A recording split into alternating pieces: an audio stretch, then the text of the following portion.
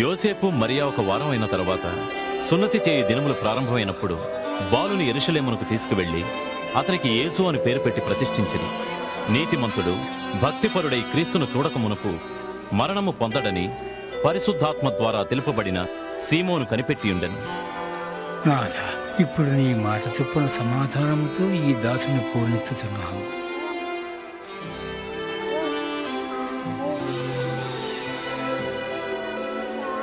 నీ రక్షణను నా కన్నులారా కాంచితిని. ఈ బిడ్డ దేవుని చేత దీవించబడినది.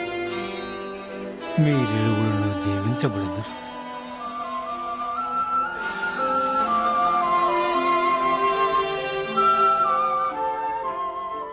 మోషే ధర్మశాస్త్ర ప్రకారంగా వారు సమస్తాన్ని ముగించి యెరూషలేము నుండి నజరేతుకొచ్చారు.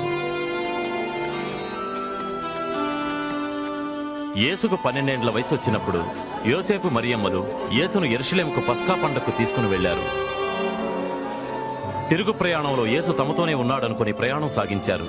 ఒక దిన ప్రయాణం సాగిన తర్వాత యేసు తమతో లేడని గుర్తించి తిరిగి యెరూషలేముకొచ్చిరి.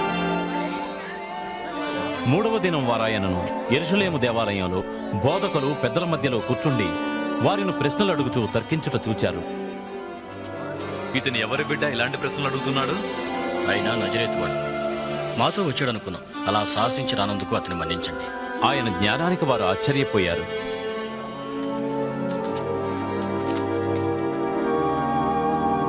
కుమారా, మాకెందుకు నీవిలా చేశావు? మీ తండ్రి నేను నీవు కనిపించినందున ఎంత బాధతో వెతికాము. మీరెందుకు నన్ను వెతుకుతున్నారు? నేను నా తండ్రి పని మీద ఉండవునని మీకు తెలియదా?